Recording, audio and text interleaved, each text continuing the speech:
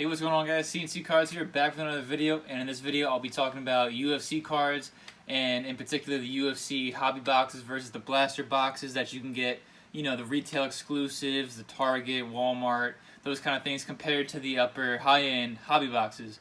Now, this video was recommended to me by Rick Silva. My man's been helping me out with a lot of video suggestions lately. So Rick, shout out to you. I appreciate the video idea. It's definitely much appreciated. But without further ado, let's get into it. And I guess the biggest thing, the difference between the hobbies and the blaster boxes is clearly you're paying a substantial amount of money for the hobby box. You're paying $900 to $1,000 for these hobby boxes. And then with the blaster boxes, typically you're looking at about the $20 range. If you can, get your hands on it at Target or Walmart, or if you get scalped on eBay, then obviously they're going to upcharge. You're not going to end up paying $20 for a retail box anymore, because that's not the time we live in, unfortunately. But with that being said, in the hobby version of this, for UFC right now, all we have to compare for the new Panini product is Prism. I know we have Select coming out in June. I can't wait for the new Select product. Select is a fantastic set to open, and the cards are gorgeous, and I love all the different parallels, prisms, that come out of those sets. They got the premier level, all that kind of stuff. So I think it's going to be cool to see, what they have to bring into the UFC in general. So I can't wait to see what happens with Select. But for now, all we have is Prism. In Prism Hobby, you're getting the 22 Prisms per box on average, as well as you get those 2 autographs. So now, take that against the Blaster, you definitely know you're not getting, all of that from a $20 box of cards. Granted, still, if you can get your hands on a $20 box of the Prism UFC, definitely do it. I mean, you get the retail exclusive Prisms, which they have, and you also do have chances at getting autographs. They're not guaranteed, but you do have a chance. And I know Rick had mentioned when I was talking with him previously that, there's that concern that the blasters entering the market are going to flood the market with base cards. Now, while this is true, I don't think it's necessarily going to hurt the value of these cards and the longevity of these cards from an investing standpoint over time. That being said, these base cards may not have as much value as they did when they first came out. We saw that hot flash when everyone was just buying UFC Prism crazy for that whatever week or two it was when it first dropped.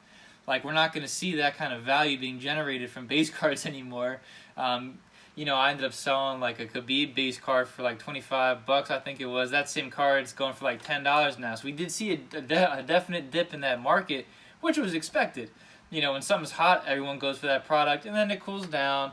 But then over time, it does pick back up again, usually, especially with a product like Prism, because it's so sought after. So even with that dip, there's no need to worry, no concern. I definitely think these cards are going to go back up a little bit. Maybe not the base cards. That was kind of a surprise. I wasn't expecting the base cards to be worth so much. But the Prisms, autographs, all that, the rookies, it's all going to come back up over time.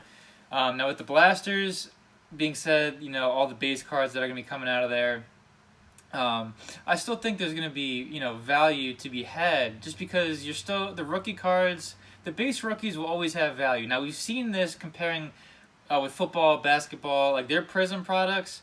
While there has been concern over the years of overprinting, this has been debunked numerous times by looking at population reports from PSA, population report from Beckett. Now, having said that, the numbers that have been shown for the cards that are being submitted has been up substantially since, 3-4 years ago. But, if you think about it, the market investing in sports cards has just recently gained steam in the past year and a half. So that's why all these cards are getting flooded up into the grading system. That's personally how I feel about it. Some people beg to differ on that, but that's just my personal opinion on it. I just think when the hobby got so hot, all the people were submitting cards and everything, and it made it look like there was overprinting going on, but in reality, I don't really think there is. Maybe slightly over the years, but I wouldn't think it's anything to be concerned of for sure. But again, definitely keep holding on to these UFC cards. Now is not the best time to sell. In my last video, I was saying sell, sell, sell, and that was at the very tail end of the all that heat that came out when Prism was first released, and now it has since dropped off a little bit. Clearly you can definitely make a good buck or two here and there, but if you're looking to invest long term, I would say hold out for now and just see what happens with the market. But if you want to sell, sell by any means. I'm not telling you not to sell because there's still lots of value in Prism. But I'm definitely curious to see what happens with Select too. I'm not sure if Select's going to be hobby exclusive because in the past for football and basketball, I know Select was a hobby exclusive product. And this year, for football, 2020 football, they released Select Retail.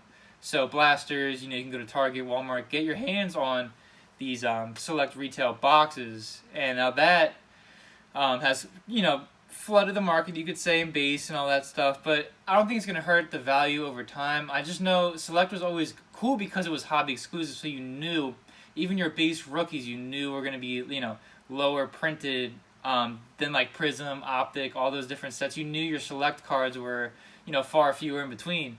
But we'll see what happens with UFC. I haven't really seen if it's going to be hobby exclusive or hobby and retail, but either way, it's going to be fun. I'm excited to get into some Select breaks, so with you guys watching, we got to get into some breaks together. I've been wanting to do that for we'll definitely try to get into some Select breaks.